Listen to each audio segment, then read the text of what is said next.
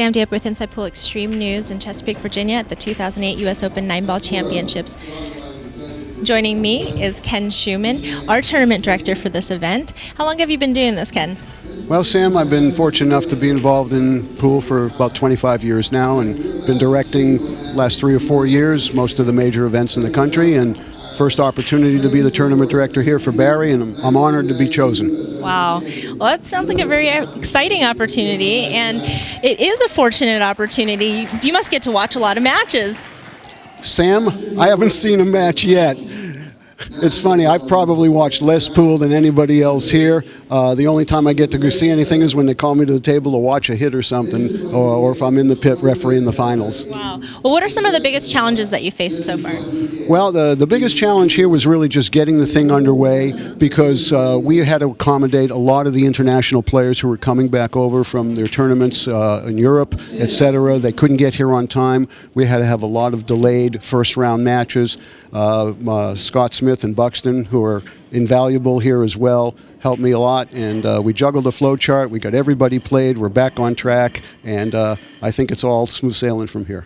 Well, that is nice that you accommodate for the European players that are playing in other tours and events overseas. Is there any plans for changing the way the bracket is set up, as far as we're currently right now? It's in a large room, and once it goes up, there's probably a line about 30 people deep trying to take a look at when time they're playing. Are there any plans for digitizing electronically, using electronic brackets or anything like that? We've talked about it, and we hope that we're going to get there sometime in the future. I can't say it's going to be next year, but we've talked to Barrie some about it. It's certainly the way to go, and we hope to be able to bring that to the U.S. Open in the near future. Okay. Currently, right now, all the matches and times and everything are handwritten. Have you had any problems with misreading the board or anything like that? No, for the most part, the board's pretty clear. The players seem to be able to follow their path, and the times have all been laid out for the rest of the week. And if they're not sure, they come to us, and that's what we're here for, is to assist them, make sure they know when they're going to play. The last thing we want is to have somebody misread the board and miss their match.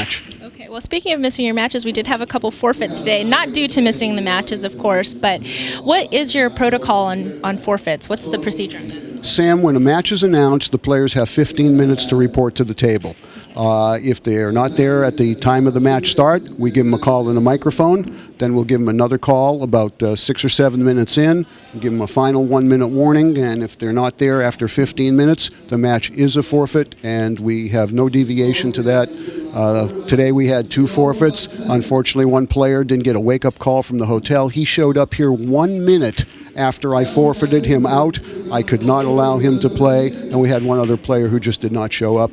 We don't know if there was some situation or an emergency, but two forfeits out of 238 players, not too bad. Not too shabby. Those are the only 2 forfeits so far. Wow. And now what if the opponent said it was okay? What if the opponent didn't mind and wanted to play the match out? Well, Sam, it's not up to the opponent. It's up to the tournament direction staff, and I can't let the players make decisions that are outside of the rules that are set for this tournament, so we just can't allow that. Well, we also had another kind of ruling incident today where there was a three foul incident. A player was on their second foul, and tell us a little bit about what happened there. Well, it was really a communication issue. The general rule, as you know, Sam, is that when a player is on 2 fouls, he's to be warned by his opponent just before he comes to the table for his inning. We had an international player playing an American player, and the international player actually gave the warning prematurely. So when the American player came to the table, he had been told he was on 2, but he had been told it prior to his last inning. Technically, he wasn't on 2 at the time. I was able to get that kind of straightened out with both players. We did put the player back on 2, and we just felt that was the fairest thing to do, and both players agreed with it. And they didn't have a problem. Well, it sounds like with everything that I've seen so far, I mean, you've been reffing for many years now. Everything's been handled very professionally and handled very well. So I haven't heard any complaints from any of the players. What's the most common question that you get? When do I play? Okay. Because they can't read the board. When do I play? What table am I on? Sure. Yeah. Sure. And for the most part, that's what we're there for, is to give them that information. Although, as you know, you're a player yourself. It's player responsibility. It's up to you to know what time you play, what table you play on. If you're not sure, you check at the tournament desk. We're sure going to help you. Right. And is it nerve-wracking for you at all calling a hit sometimes? Because, that one hit, that one shot, especially if it's like hill or something, could be worth a lot of money. What do you think about that? No, 20 plus years of doing this is like any other job. When you're familiar with what you do and you have the confidence to know that you know what you're doing, you just go and you find your best position. You make sure that you're not in the player's line. You get situated. You make the call, make your decision, and you walk away. And to me, that's one of the most fun and exciting parts of it for me, is to actually kind of get into the match a little bit that way. Sure. And you're one time to see part of the match, right? Yeah, but I never see him run out. I only see him kick or jump. Well, those are exciting too.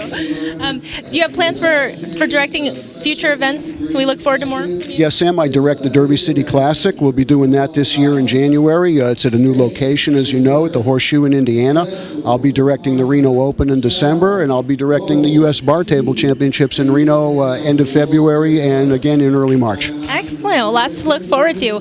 One thing that I really liked that I saw was that as a player was getting knocked out today, you thanked them for participating in the event. And I thank you, Ken, for joining us again. Ken Shuman, Tournament Director. With me, Sam Diep, here in Chesapeake, Inside Pool Extreme News. Make sure you tune into InsidePoolMag.com for more exciting videos. Take care.